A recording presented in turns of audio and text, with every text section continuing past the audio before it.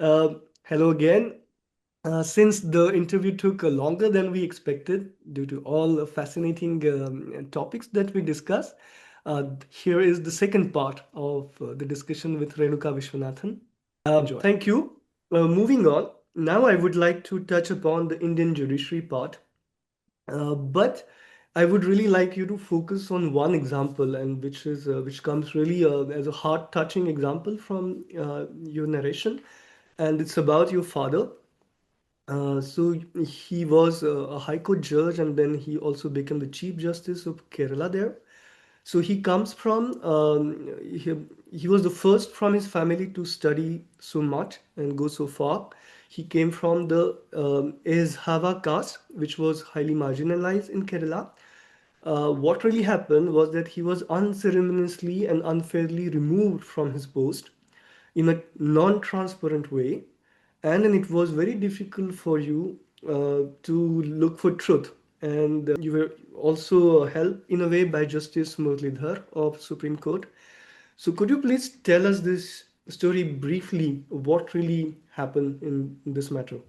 I'll just put it in perspective just to the limited extent that in the judiciary chapter, I just wanted us to realize that the judiciary is not really, no matter what we do, can never be completely independent of the legislature or the executive.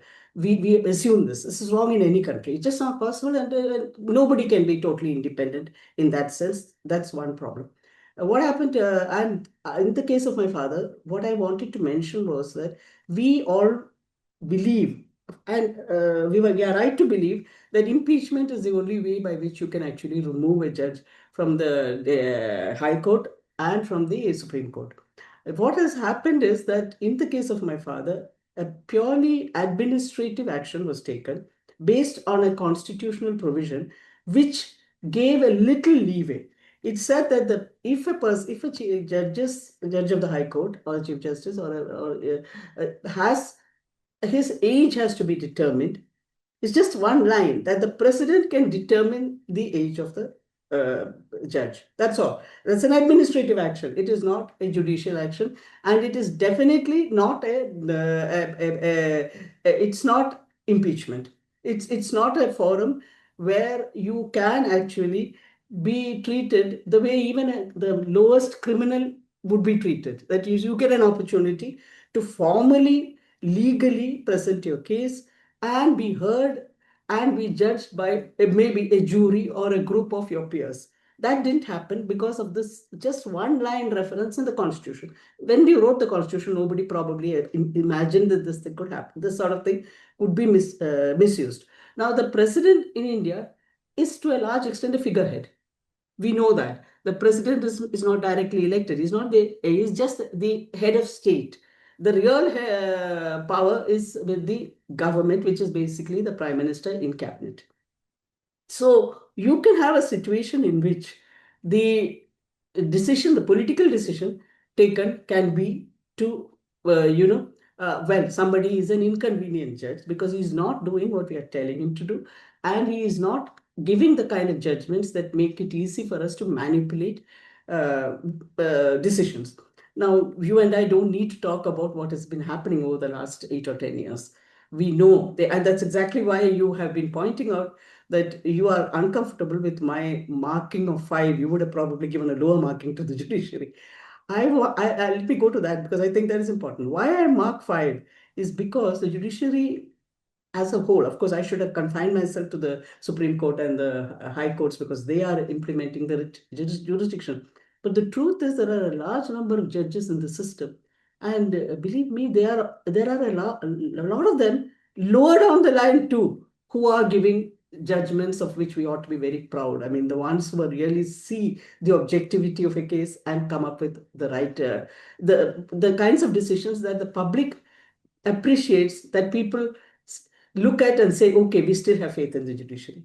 Okay, so what happened in the case of my father was that, yes, a notice was sent from the president. Yes, he gave a reply. We found out all the information through RTI, and that's why I'm grateful to RTI because RTI came into effect just around the time when I left my job. Sorry, just to add there, it was about his birth certificate, right? It was about his birth certificate. It was saying that created a situation where they said that what he had presented, and I have given the copy of the birth certificate in the book, where they said that it was not a birth certificate. The interesting part is they said that his date of birth, which he had presented at the time of his selection, and which was consistently maintained and throughout his entire college, his appointments, there was not a single mistake. And you can look at that document and you can see that it was not tampered with. But it is not a birth certificate. The problem with India is that we never had an official birth certificate issued by a hospital in which you are born, because you are not born in a hospital.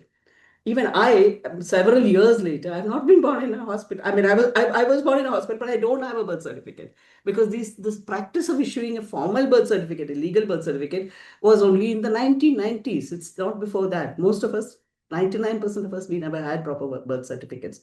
Now, there was an entry, there are the entire set of entries in the village records are confusing, are contradictory. They don't tally at all with the realities of his own family, because they were just entered by somebody somewhere. And there was a person with the same name with a different date of birth, which was entered by hand in ink in some paper. And the judges, the judiciary, the legal profession, the settled law was that the whatever was entered for your matriculation exam in your SSLC certificate, that is taken as the your date of birth. And that's the one that I have presented in the book. And that's exactly that tallied completely with what my father has said. That tallies even with the date of birth that we are celebrating today for him. So it's a family which has celebrated that date of birth. There was never any suspicion or even belief that it was a different date of birth. And it's completely consistent to everything else that happened till the end of his days. But the little entry in some document which they pulled out from a village record, they said this is the one that was the true date of birth.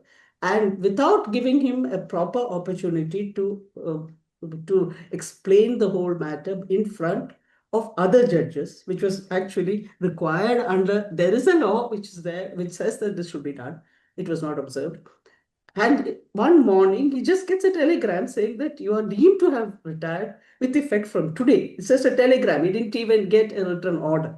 I mean, a government order saying this is why the president determines this.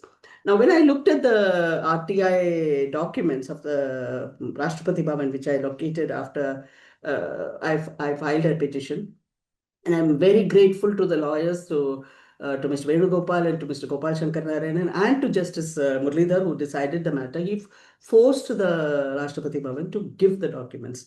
They were holding it back, but the law said they had to give it. So they gave it to us. And I have all the papers with me. And those documents show very clearly that even the president had reservations at that point. Even the president was saying, listen, why are you rushing me forward to pass this decision? I've got the document, it says that. But there was definitely something happening.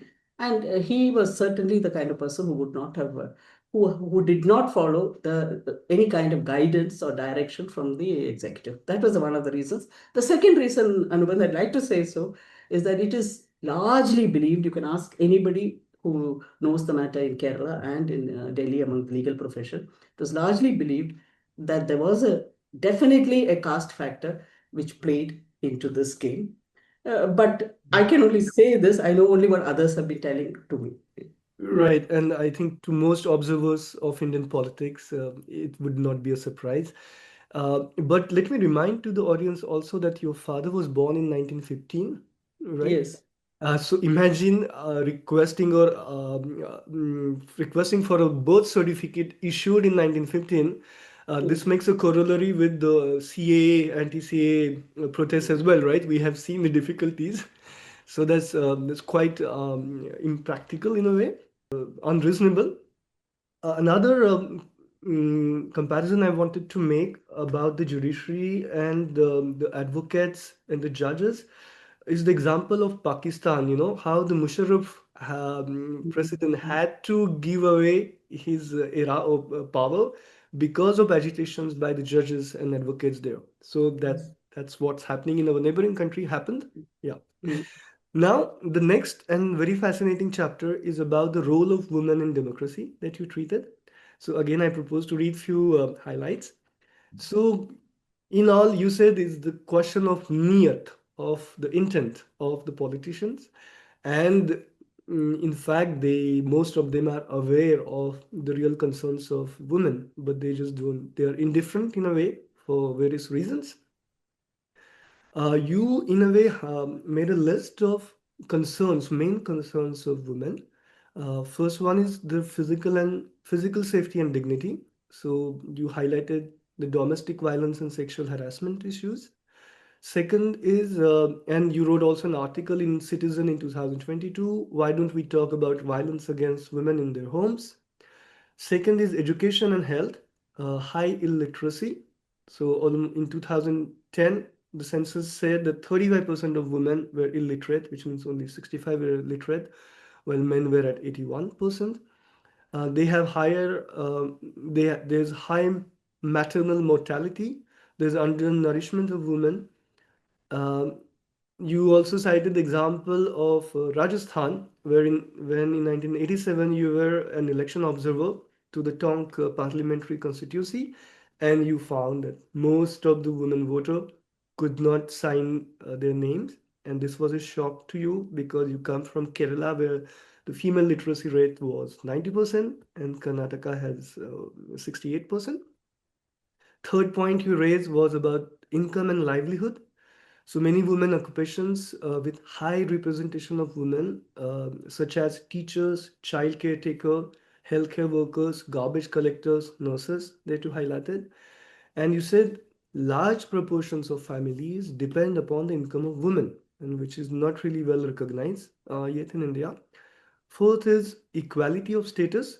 So you talked about family and property laws, inheritance laws, often which are discriminatory, and there are practical hurdles due to patriarchy. You talked about the political experience with Aam Aadmi Party on women issues, and you were not really happy with that. Many there are very few women leaders and ministers in AAP, although they were in power for quite some time. You were disheartened that the women issues are added into the manifesto of the party as a last minute addition, aimed at women voter, but not with a serious intent in a way. So tokenism, it's a sign of tokenism. You were shocked that senior up leaders were objecting to use the word women empowerment as a consequence of free bus pass to women in Delhi. You said the AAP government, which came with the support of loyal women voters, did not do much for funding, increasing the funding for protection officers and shelters to break the vicious cycle of domestic violence, and provided equal treatment and job security for Anganwadi and Asha workers. So these were like policy issues. They could have been implemented without much controversy in a way, but that wasn't really done. And you said the first time you entered the AAP party office in Bangalore, you were taken aback by the suggestion of the head of the state unit to join the women's wing, which was meeting in an adjacent room to consider women's issue. It's like when women come to our home, they're sent to the kitchen. So that's similar event. And you said that you parted with the Karnataka AAP organization in 2020, while you still continue to vote and campaign and volunteer for them. You lauded the triple talaq that went all out at the heart of the women's issue. You're not really in favor of reservation for women in politics, as you consider that it will not really result in implementation of policies demanded by women voter. And last, even to a natural optimist like you, the political future of Indian women seem bleak. Yeah, over to you.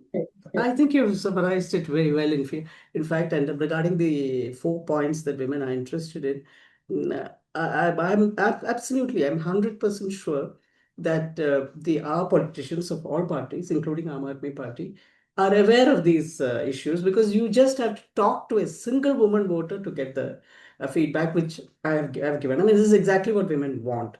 These are the things they want. And I actually feel very let down by the fact that there was money in Delhi. There was money in Delhi, and they used it for various purposes, and they used it for some excellent schemes. For example, the bus travel for women, I thought, was an excellent scheme. because in addition to actually making it possible for them to earn incomes with a less lower cost, travel was actually removed from the cost list for them. It also provided a way for women subject to domestic violence to escape that violence. And by domestic violence, I don't mean only from the spouse. I mean from all the people who are committing the violence within the four walls of the house, inside the house, so that you don't know who is doing it. So if there are many women who are working, who are earning money, who find that they don't have control of their own money, they're left sometimes without any money. And if there was violence, it would have been possible for them with the free bus pass to actually open the door and walk out and catch the bus, which to escape the violence. So that was definitely excellent, an excellent policy, and I felt it. But I was very led down by the second thing that they did, and which was picked up by everybody all over India, in Karnataka too, which suited everyone, which was basically giving a dole to women. Now, I have a deep, in principle objection to the dole, not because I don't believe that people require social security. Women do require social security. They should give it to them. But anything, the entire agenda of political parties is to downplay or not to implement anything that gives the agency into the hands of women.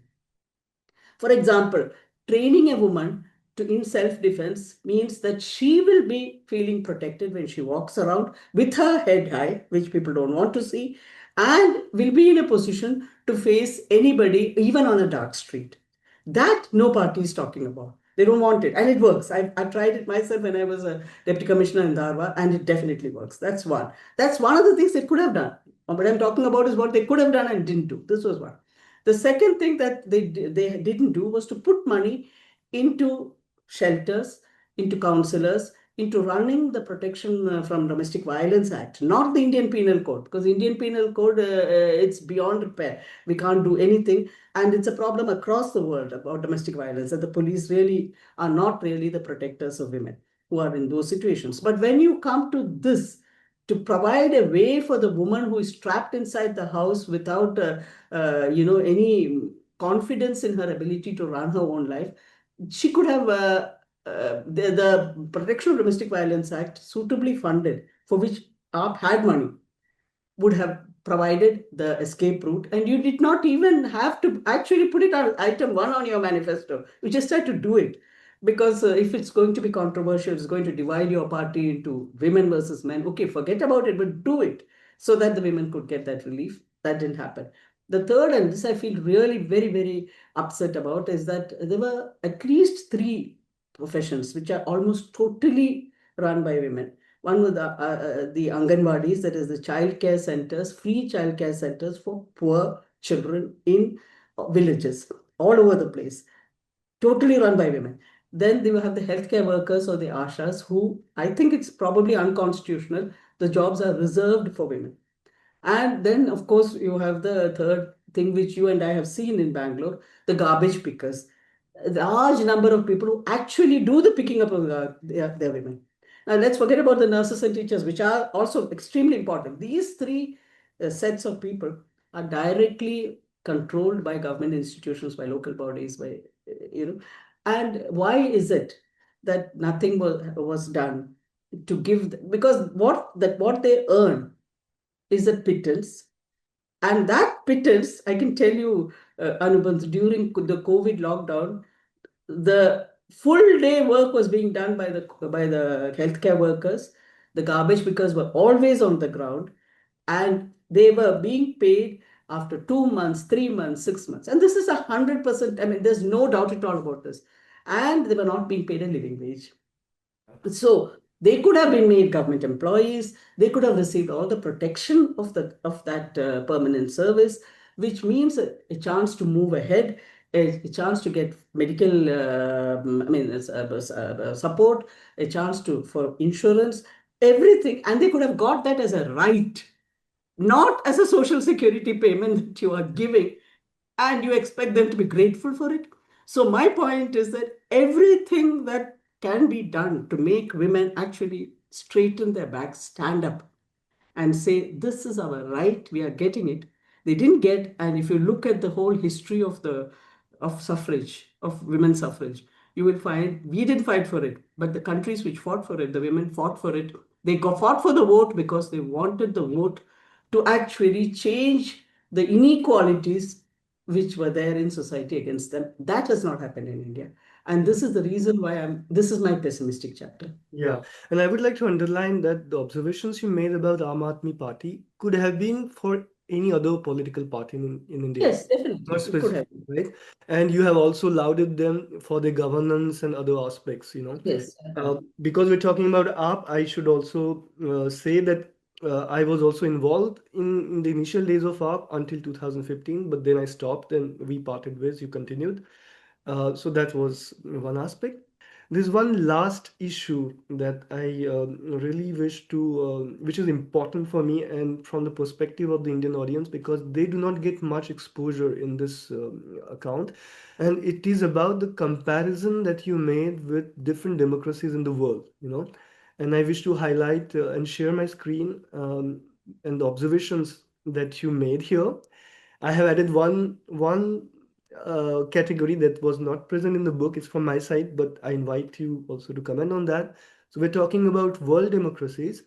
You group them into functioning or full democracies, in between democracies, and errant states or undemocratic states. In the functioning or full democracies, you have included Western Europe, Australia, Canada, Japan, South Korea, and Taiwan. And you said Switzerland is the most democratic country where the executive, the federal council, is a collective body without a single leader. In between democracies, you highlight Turkey and Singapore as examples, and you claim that they rest on the cusp between democracy and totalitarianism. Aryan states, you say about Russia, Iran, Hungary, Saudi Arabia, China, and USA under the Trump era.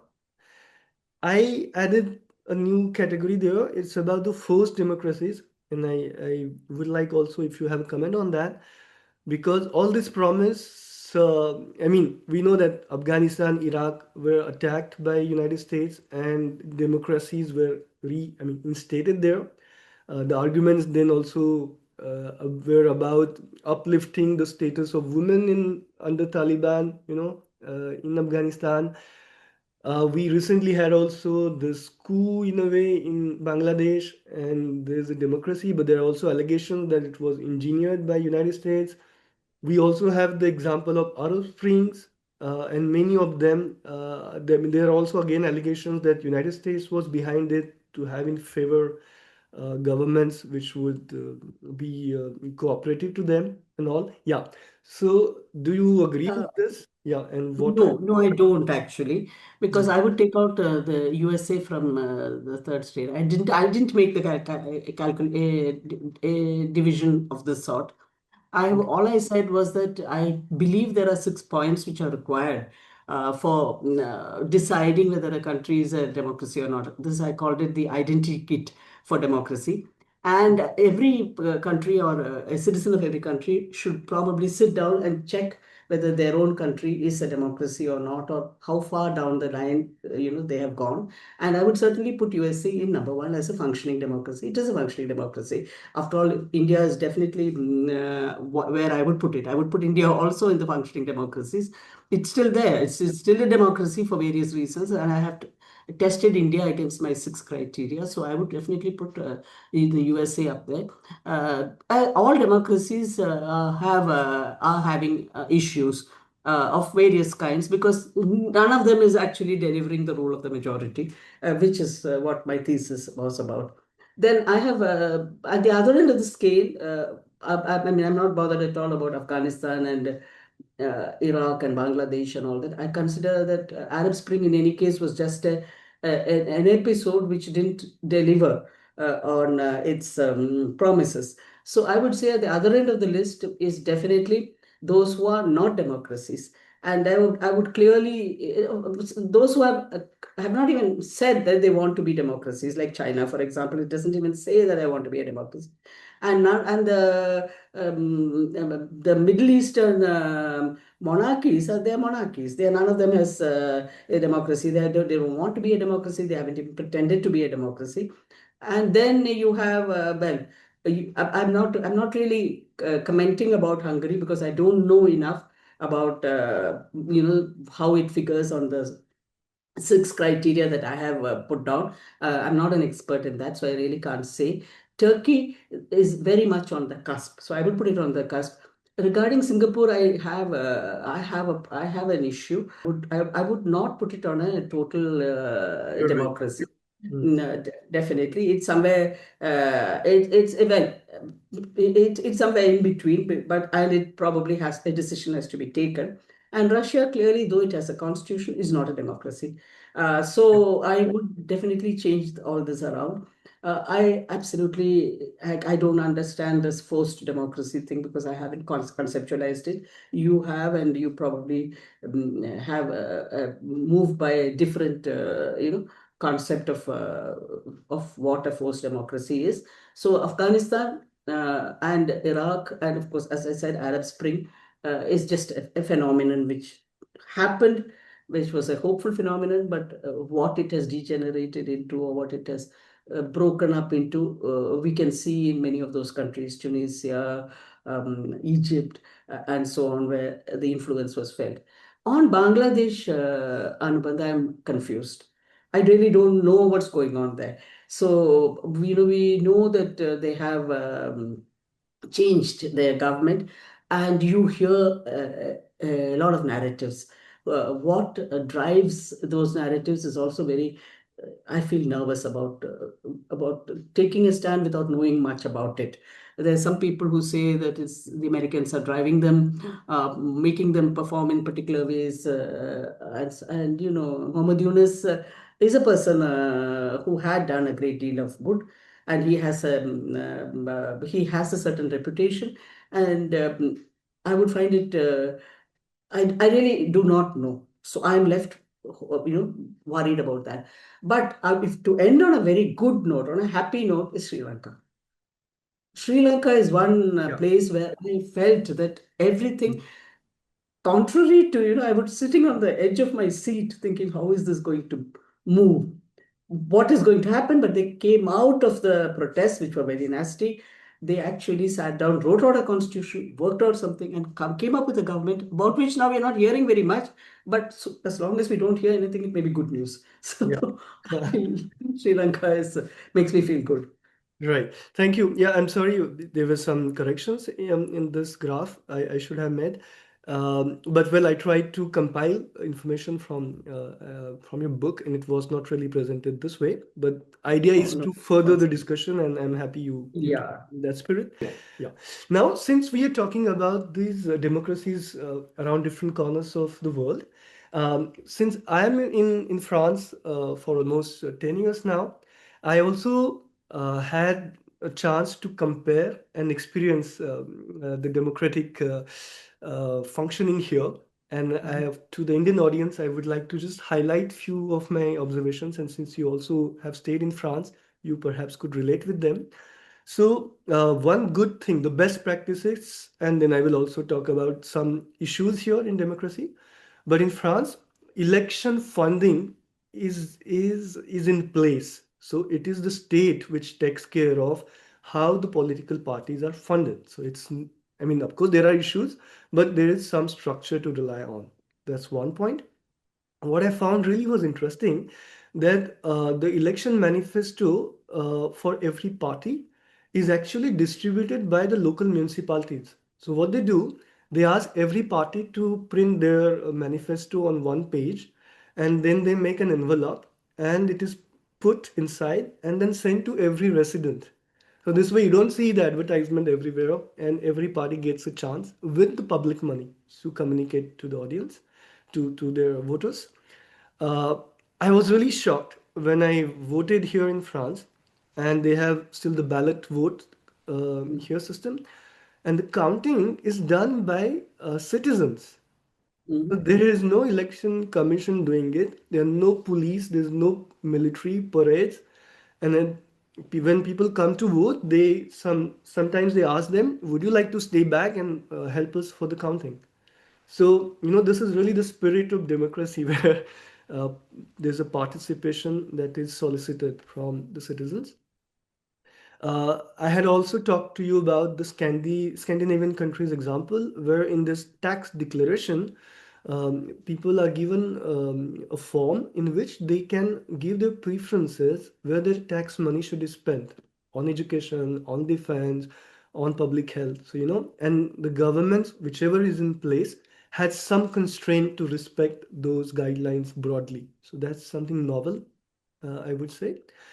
Now, some problems, and it's important to talk about these problems also because a lot of people from India look at examples of good democratic practices towards the functioning democracies here in the West, and we do not really know their weak points.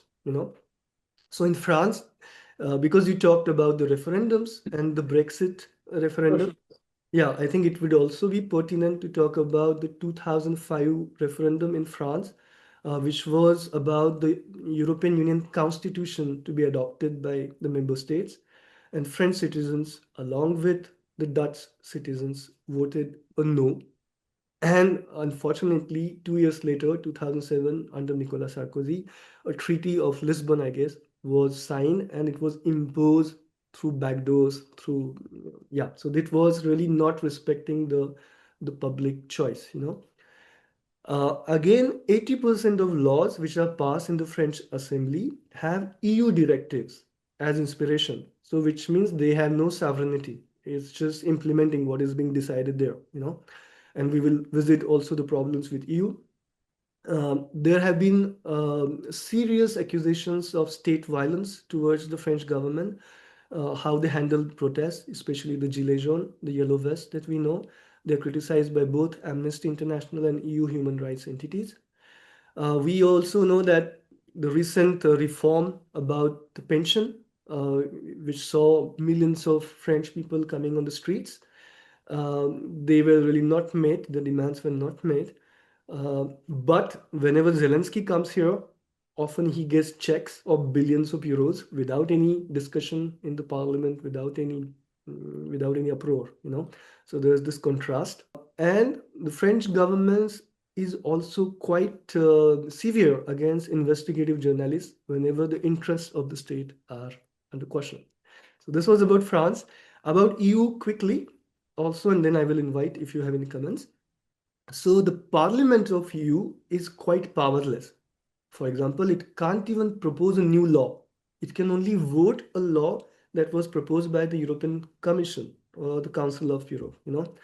Ursula von der Leyen, who is the nominated president, she's not elected president. She's a nominated president. So there's also a problem there.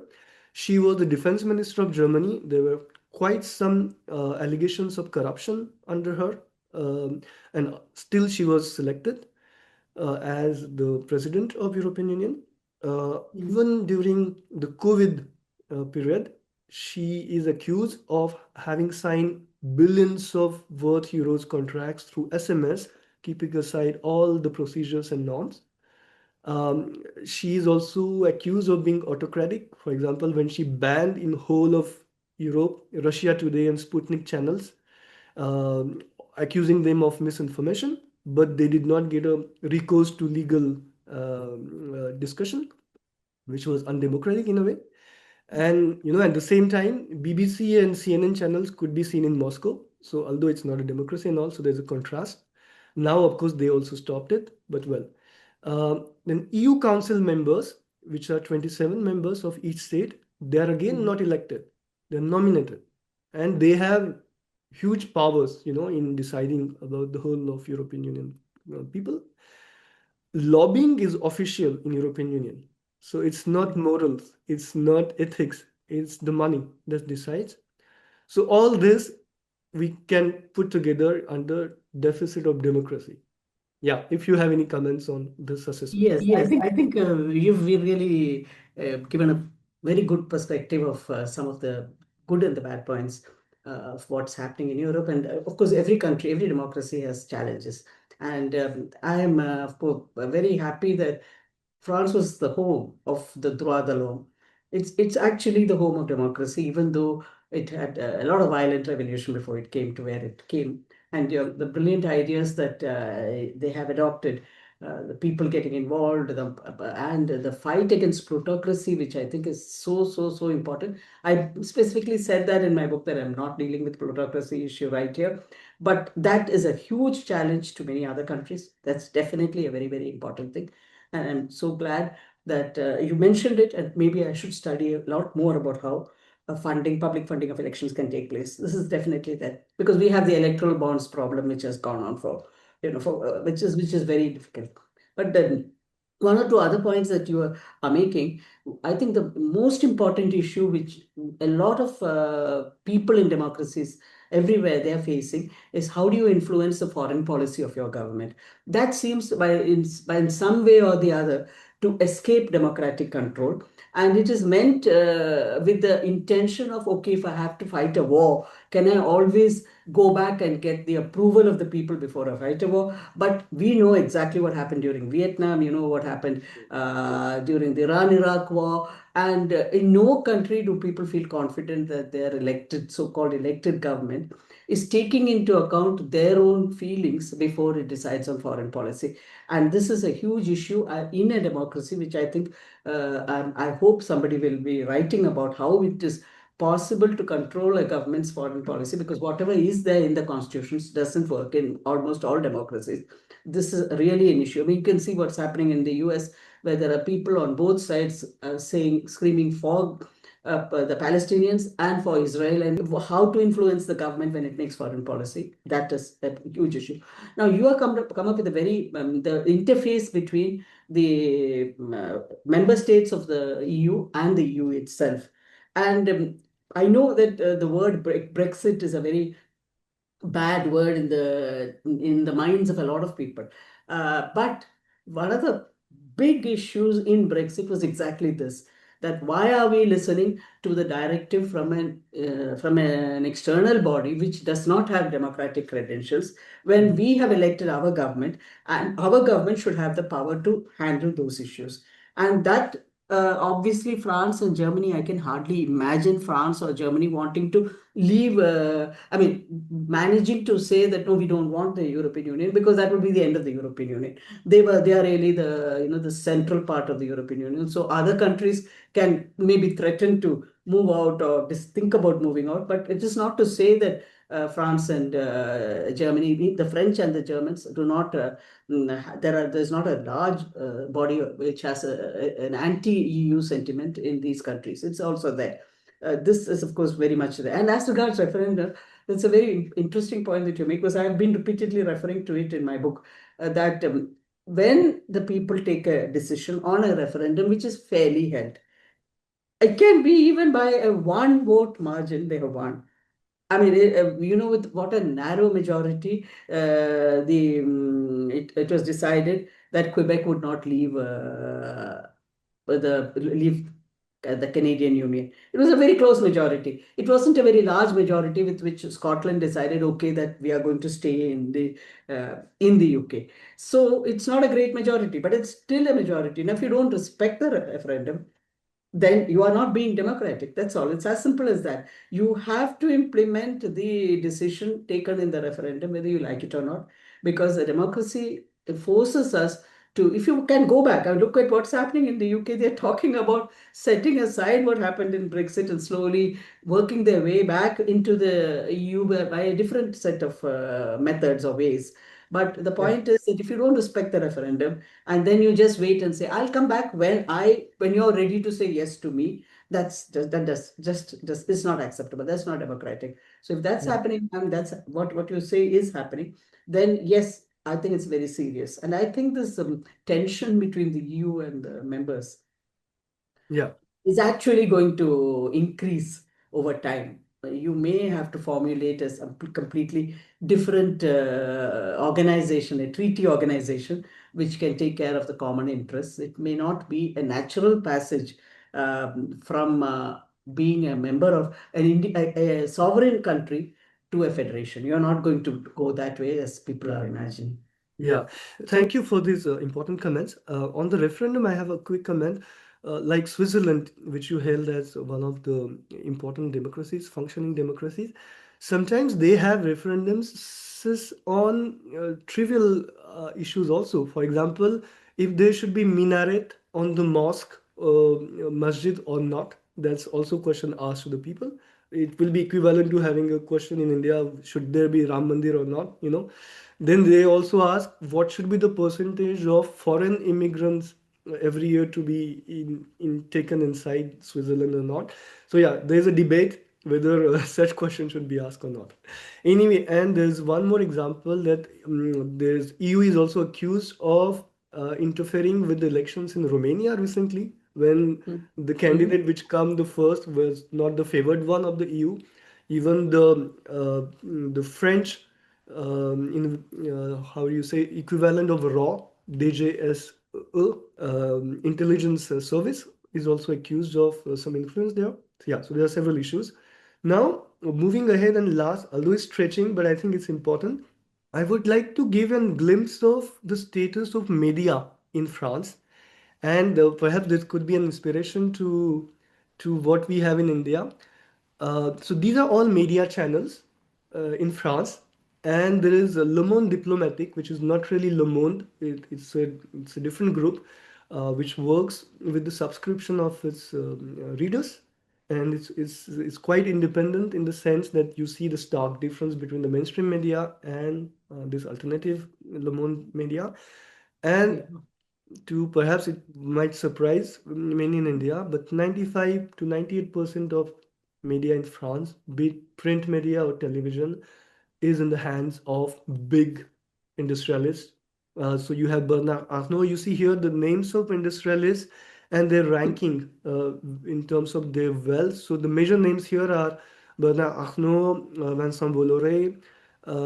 You have which others? Xavier Niel. So I would say these are the Ambanis and Adanis of France. And it's been more than 20 years. They keep publishing this, updating it every year. So I really wish in India also we have something to track what's happening, in the media zone here. So that was about the media. Can I make a comment about the Sure, media? please. Right? Actually, the media is in India is in a really terrible state from one point of view. And, I feel we had an Arab Spring.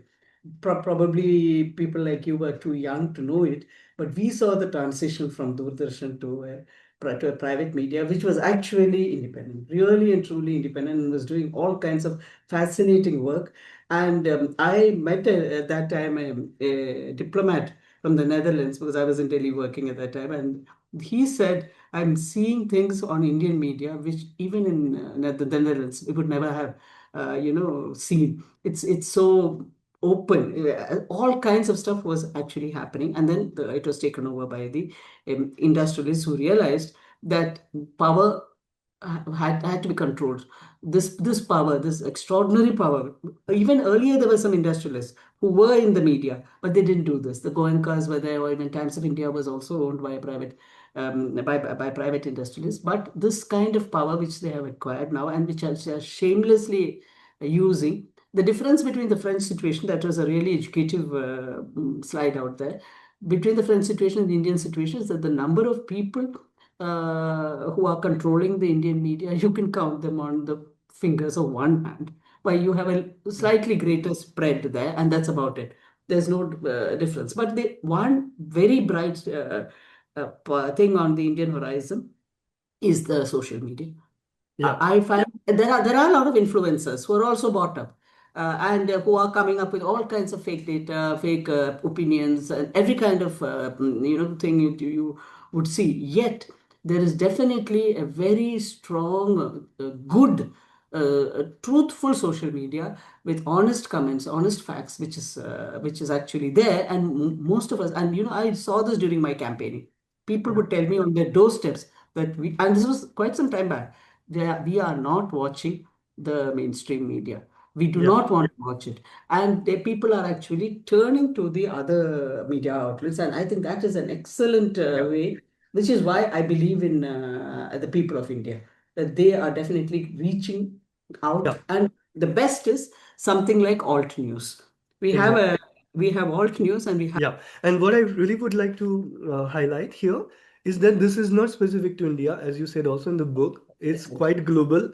And two yes. important scandals that really should open our eyes is the US aid scandal last year that we came to know about, that United States, not, I mean, since many years or decades, has been funding major media outlets. So one would wonder why this was done. Because we can guess that it's about fabricating opinion, we can even call it as Western propaganda. Another scandal is the Organized Crime and Corruption Reporting Project, OCCRP. And there were hidden links between a giant investigative journalism, which is this, and the US government.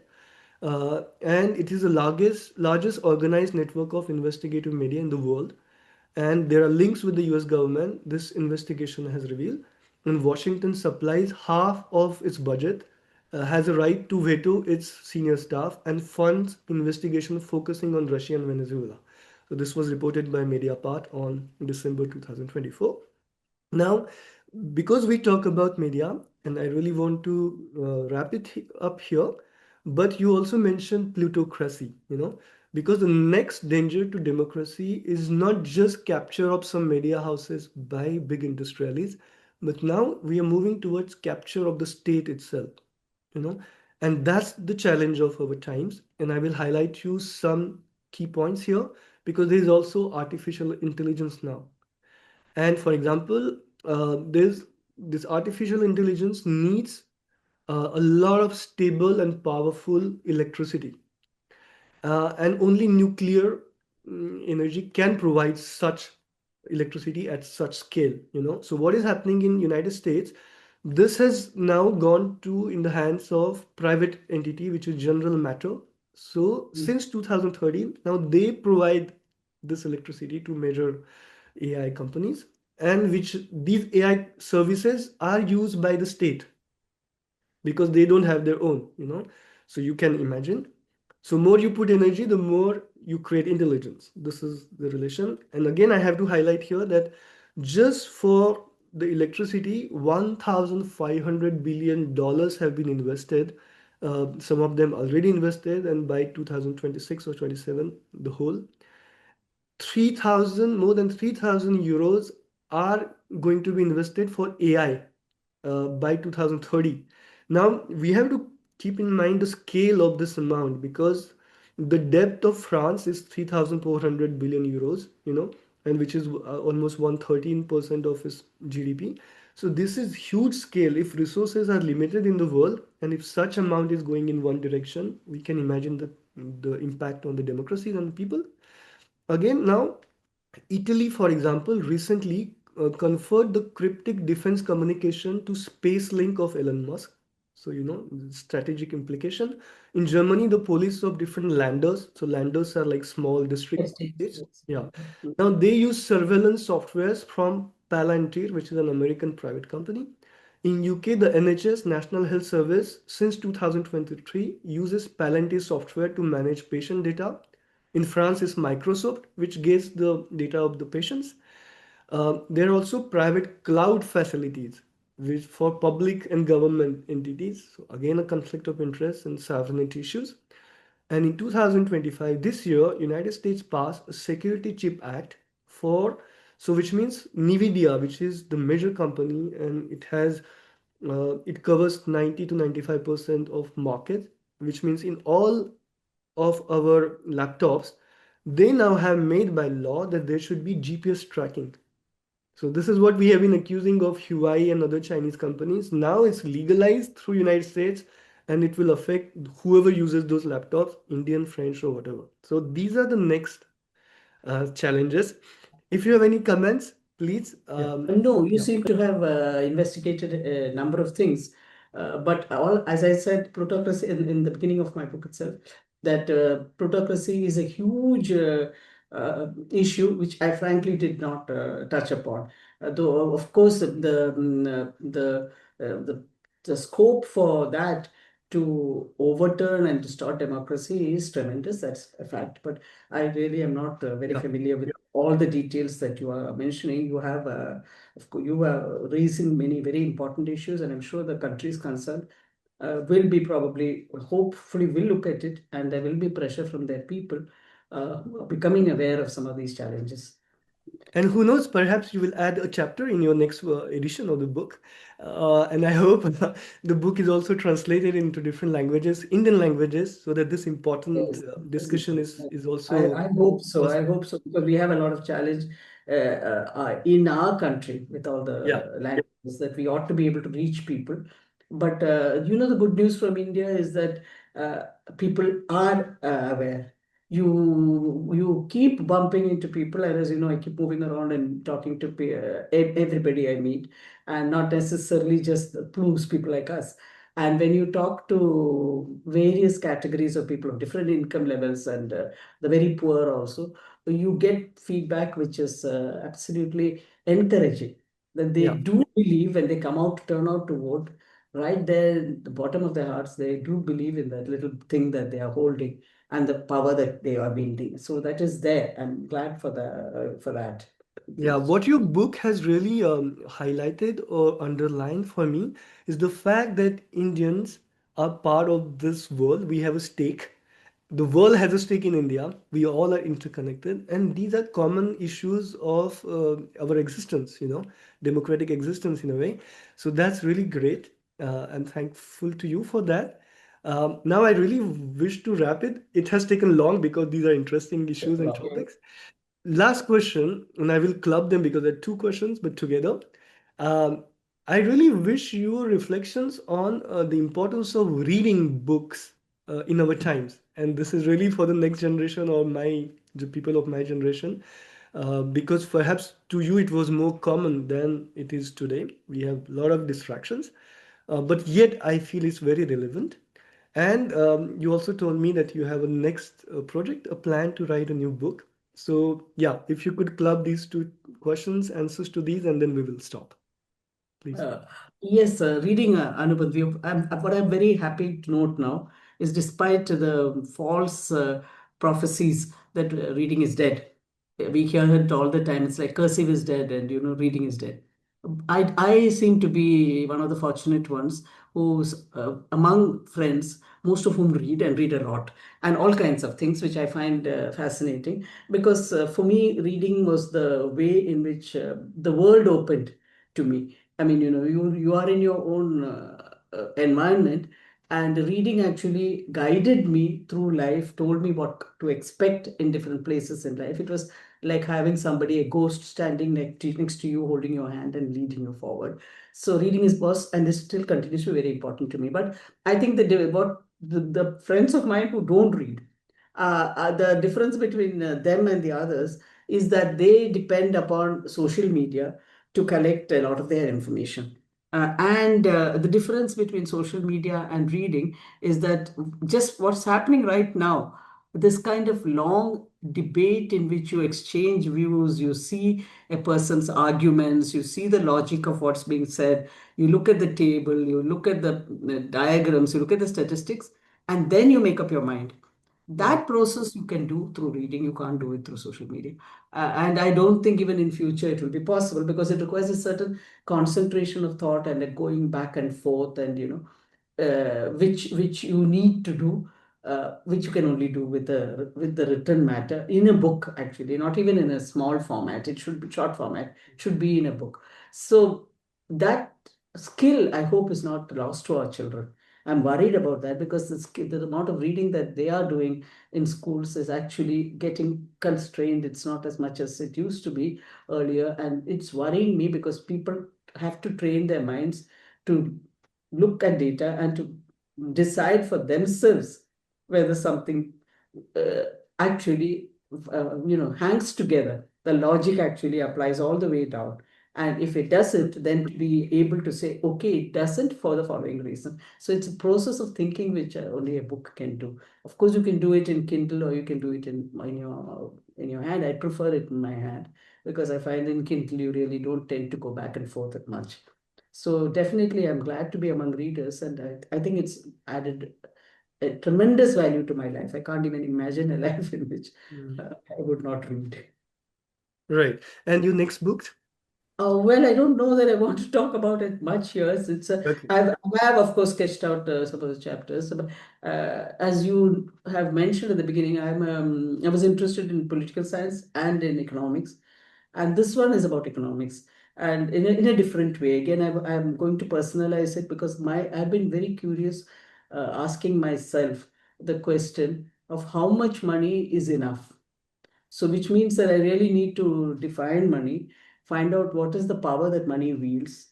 And despite all that we talked today, there are a lot of poems and stories and songs, popular songs, that money is not everything.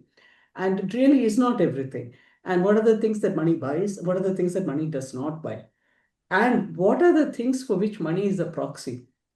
Mm. Because we use money as a proxy in judging somebody's success, in judging somebody's career, in actually keeping down certain genders.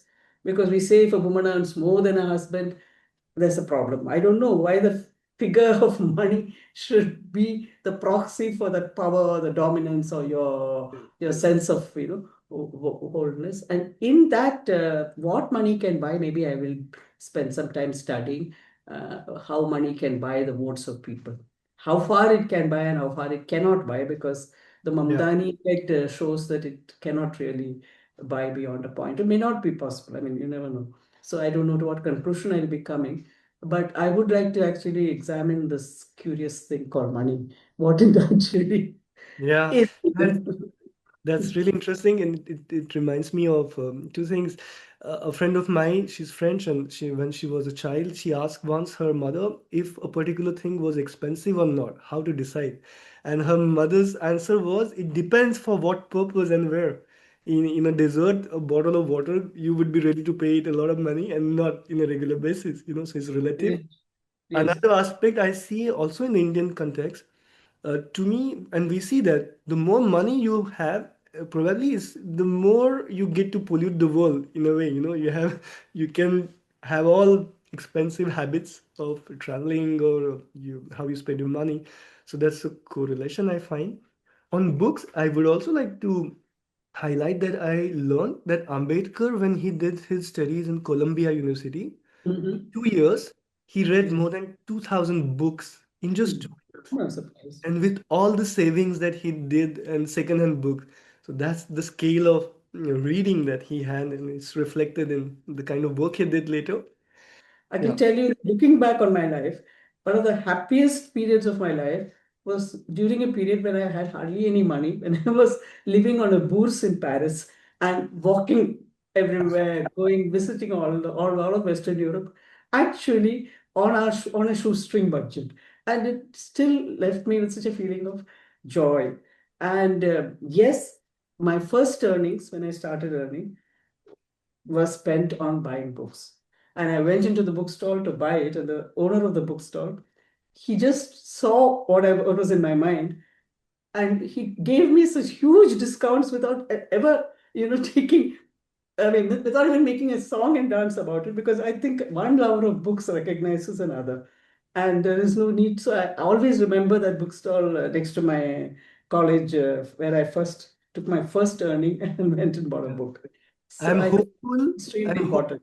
Yeah, I'm hopeful, and I'm almost convinced that this interaction interview will inspire more people to read books, and in particular your book.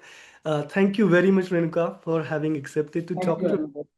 And you have done a great contribution to the Indian democracy in a way, to further it, to make it accessible in a very simple language. But that doesn't really make things unimportant. To the contrary, it makes it accessible, and that should be the purpose of democracies. Thank you. So I thank you again, and I hope to continue talking to you even in future. Thanks. Yeah, thank you very much, Anubhav. Thank you.